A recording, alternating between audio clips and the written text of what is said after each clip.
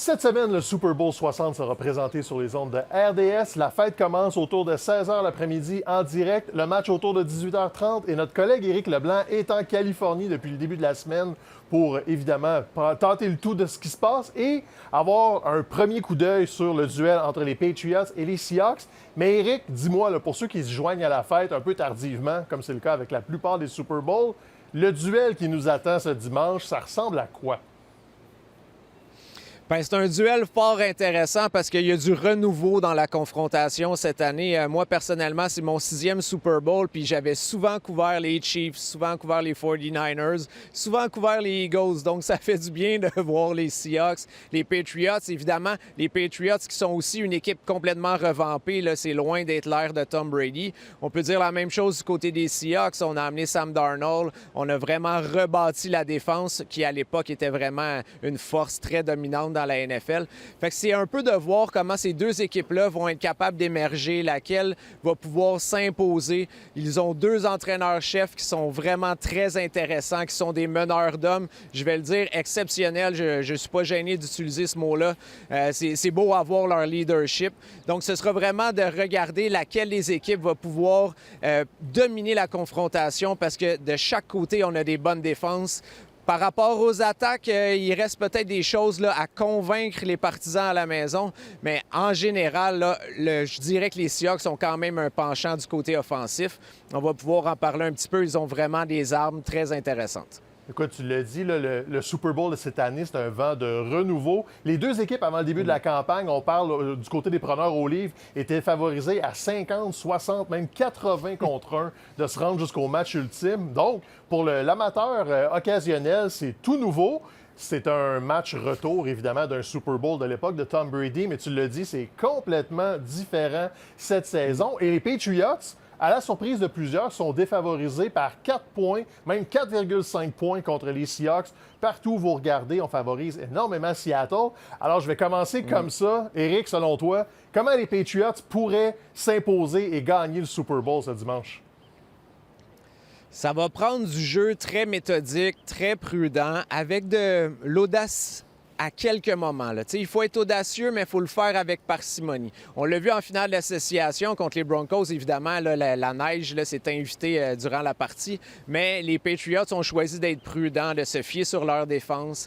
Je pense que cet élément-là va être encore crucial. Drake May, bon, on le sait, là, c'est seulement sa 2e saison. Même s'il a eu une évolution extraordinaire cette année, je pense pas que le match va se décider là, sur les épaules de Drake May. Ce serait peut-être un peu trop intense de lui demander ça.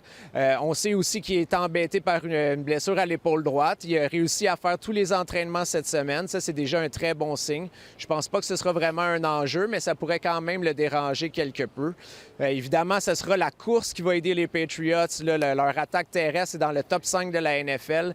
Même si un de leurs deux porteurs de ballon, Travion Henderson, est une recrue. Fait que juste ça, c'est quand même fort impressionnant.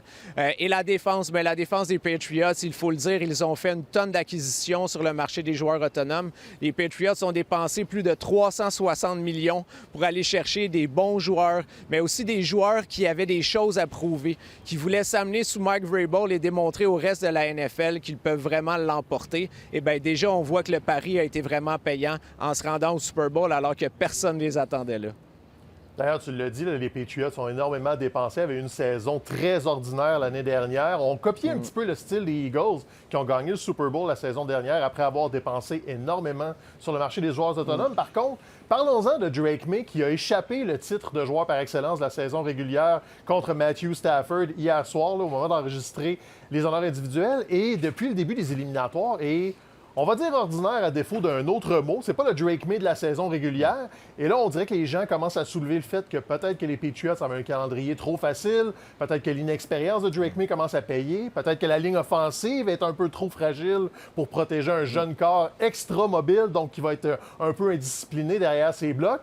On t'entend quoi, toi, là-bas à San Francisco, évidemment, avec la blessure, les entraînements, les entrevues que tu as faites? Est-ce qu'on a confiance en Drake May du côté de la Nouvelle-Angleterre? Bien, ta question est super intéressante parce que c'est exactement les questions là, qui ont été soulevées cette semaine. Moi, j'ai passé beaucoup de temps à écouter Josh McDaniels, le coordonnateur offensif des Patriots. On le sait, évidemment, c'est lui là, qui chapeautait Tom Brady durant sa dynastie. Puis, il prônait la patience. Il dit c'est bon ce qui est arrivé à Drake May durant les éliminatoires parce qu'il a appris. Ça s'est bien passé durant la saison, mais il fallait qu'il comprenne qu'on passe à un niveau complètement différent quand le football, les éliminatoires s'amorcent. Pour lui, c'est tout simplement une courbe d'apprentissage. Je ne vais pas aller jusqu'à dire qu'il va dominer en fin de semaine au Super Bowl, mais je pense quand même qu'il pourrait faire un peu mieux que dans les derniers matchs. Il a aussi eu plus de temps pour se préparer. Et Mike Vrabel, son entraîneur-chef, ne craint pas, en fait, de le défier, de le challenger, comme on dit en anglais, parce que Drake May, c'est un homme qui aime les défis. Même s'il est encore tout jeune, il ne veut pas là, qu'on le chapeaute un peu trop. Il veut, en fait, qu'on le pousse à faire encore mieux semaine après semaine. Puis je suis content de voir son attitude. Il arrive ici avec un peu un côté détendu parce qu'à l'époque de Tom Brady, la question était toujours est-ce que vous allez gagner? Vous devez gagner. Les attentes, elles étaient là. Et dès que les Patriots gagnaient, on disait allez-vous gagner l'année prochaine? Le contexte est complètement différent cette année. Les joueurs peuvent un peu plus profiter de la semaine du Super Bowl. Et je pense que ça va grandement aider cette équipe-là à aborder le match, oui, avec confiance, mais sans trop de stress sur les épaules. Et on le sait, les Patriots aiment causer des surprises depuis que Mike Vrabel est arrivé. Alors, on verra si ça va se concrétiser sur le terrain. Alors bon, on a un bon portrait des négligés, les Patriots. Ça fait un petit peu étrange à dire. Donc, les jeunes Patriots de Mike Vrabel. Parlons des Seahawks maintenant qui entrent comme favoris, qui ont dominé dans une division très, très difficile durant la saison régulière, ont eu un parcours éliminatoire vraiment inspirant, surtout au niveau de la défensive. Donc, Éric, comment les Seahawks peuvent gagner le Super Bowl ce dimanche? Bien, moi, je veux surtout parler de la belle histoire de Sam Darnold. Je sais que ça ne reposera pas seulement sur ses épaules, mais c'est tellement une histoire de résilience. On sait que c'est un gars qui a été rejeté, qui a même été ridiculisé parce qu'il devait sauver l'organisation des Jets de New York après avoir été repêché au 3e rang. Et ça a plutôt viré à une catastrophe. Mais cette semaine et cette saison, on voit vraiment tout le chemin qu'il a parcouru. C'est un homme qui est complètement transformé. Ce matin, j'écoutais des commentaires à ESPN et Cam Newton disait à quel point c'est un exercice d'humilité de jouer dans la NFL. Même les plus grands, les Tom Brady, les Patrick Mahomes, ont tous connu des moments difficiles. Et là, Sam Darnold, bien, je ne l'imagine pas flancher. Peut-être qu'il va avoir des moments difficiles, mais je ne l'imagine pas jeter l'éponge ou abandonner durant le match du Super Bowl. Je pense que l'équipe va vraiment se rallier autour de lui. Évidemment, ça va prendre un gros travail défensif parce que la défense des Seahawks, elle est exceptionnelle. Elle est capable de mettre une pression à seulement 4 joueurs et quand même réussir à créer du chaos sur le terrain. C'est très beau à voir. Il y a des joueurs aussi vraiment fascinants. Je vous invite à regarder Nick Emanwori. On sait qu'il est embêté par une blessure à la cheville gauche là, qui est arrivée cette semaine à l'entraînement. Mais ce gars-là est un spécimen. J'ai placé un article sur le rds.ca. Les joueurs le décrivent comme une licorne. Il est très, très beau à voir et c'est un joueur recru. C'est parmi là, les joueurs qui doivent s'imposer. Et bien sûr, il faut parler du receveur extraordinaire, Jackson Smith-Njigba. Parce que lui, c'est une histoire exceptionnelle. Il s'est imposé, c'est sa 3e année. Il est déjà rendu le meilleur receveur de la NFL. Et je pense pas qu'il y a personne qui s'imaginait que sa progression serait aussi rapide. Franchement, c'est un des plus beaux athlètes qu'on peut regarder parce qu'il est très complet. Et il m'expliquait cette semaine que c'est grâce à son bagage au basketball qu'il est capable de vraiment bien utiliser là, ses qualités physiques, ses qualités athlétiques sur le terrain. Écoute, tu l'as dit, là, les Seahawks, super histoire cette année. Là, pour l'anecdote, Sam Darnold pourrait devenir le premier quart de l'histoire à remporter le Super Bowl alors qu'il enfile l'uniforme d'une 5e équipe différente. Normalement, on parle de dynastie, là, de joueurs associés à une franchise. Ouais. Darnold s'est faufilé jusqu'à son rôle de partant avec Seattle.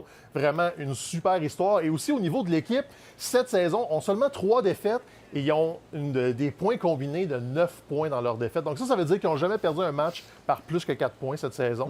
Et ils en ont seulement perdu 3. Donc c'est pour ça que les Seahawks rentrent par la grande porte, sont les favoris, sont pas à domicile, mais c'est tout comme, c'est vraiment proche de Seattle. Santa Clara va avoir beaucoup de partisans de la côte ouest qui vont venir les encourager. Donc là, tu l'as dit, c'est Sam Darnold, c'est JSN qui a été nommé joueur offensif de l'année de la NFL, contre de Drake May de l'autre côté, 2 défensives ultra dynamiques. On pourrait parler des joueurs dans le détail là, pendant des heures et des heures. Si vous voulez sauter sur la RDS.ca, on a énormément d'articles, de contenu vidéo, d'analyses détaillées. Si vous voulez plonger à fond. Sinon, si vous voulez prendre un petit pas de recul et y aller avec le côté plus décontracté avant le match de dimanche et avant probablement vos parties ou votre visite. Éric, dimanche, qui gagne?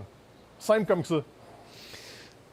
Hey, quand je suis arrivé ici là, au début de la semaine, je pensais vraiment que les Seahawks pourraient l'emporter par 7, peut-être même par 10 points. Là, je regarde ce qui se passe, je me dis, aïe, aïe, les Patriots, ils ont le don de surprendre, ils ont le don de réussir dans les grands moments. Je suis pas en train de vous dire que les Patriots vont gagner. Je pense encore que les Seahawks vont réussir à l'emporter, mais je prévois un match beaucoup plus serré là, que quand je me suis présenté ici là, dimanche dernier. Franchement, j'ai l'impression que les Patriots vont réussir à sortir là, quelques petits trucs, quelques petites tactiques un petit peu différentes pour embêter les Seahawks. Mais je pense vraiment que Sam Darnold, c'est son histoire, c'est son année à lui. Il va être capable de trouver une manière là, de mener son équipe au championnat. Je pense que tu as raison, Éric. C'est le genre d'année où un jeu défensif va venir influencer le match, où les unités spéciales vont faire quelque chose de funky un petit peu, un jeu truqué. Là. Les deux équipes, ça fait 2 semaines qu'ils se préparent. On a le temps là, de lancer les choses exotiques, les formations qu'on n'a pas vues en saison. Il y a des vétérans des deux côtés qui ont faim, qui veulent aller chercher un trophée. Mike Vrabel, évidemment, en a gagné 3 avec les Patriots, donc peut inspirer l'équipe à gagner. Moi, j'ai envie de zaguer un petit peu. Toi, tu veux pas le dire que les Patriots vont gagner. Moi, je pense que les Patriots vont causer la surprise. Mais le match, je veux pas être le porteur de mauvaises nouvelles. Je pense pas que ça va être très excitant, par contre. On va avoir un bas pointage. Ça va être un jeu d'échecs. Et ça, souvent, pour les amateurs moins habitués au jeu de la NFL, là, les jeux d'échecs sur le terrain, ça fait pas de la bonne télé, mais ça fait du bon sport quand tu l'analyses ensuite, parce que là, c'est vraiment dans les tout petits détails. Vous allez devoir vous rabattre sur Bad Bunny pour le côté divertissement lors du Super Bowl dimanche. J'imagine que tu vas en profiter, Éric. Tu vas être sur place, donc la fièvre latine devrait t'envahir. Là, je t'imagine quelques petits pas de danse en direct pendant la mi-temps. Je suis pas certain pour la danse, mais sans farce, on sent déjà l'ambiance latine dans la ville. Je pense que les gens sont vraiment excités par rapport à ça. Écoute, on va avoir une super fête, évidemment. C'est sur nos ondes, on vous l'a dit, à RDS, à rds.ca pour ne rien manquer. Toi, on va te voir plusieurs fois aussi en fin de semaine. Donner ton petit 2 minutes là, pour nous parler du Super Bowl. Je t'en souhaite un excellent, Éric. J'ai hâte de te revoir à Montréal. On va en jaser. Et j'espère que les gens vont avoir un bon match. Merci, c'est toujours le fun de parler football, Steph. Attention à toi.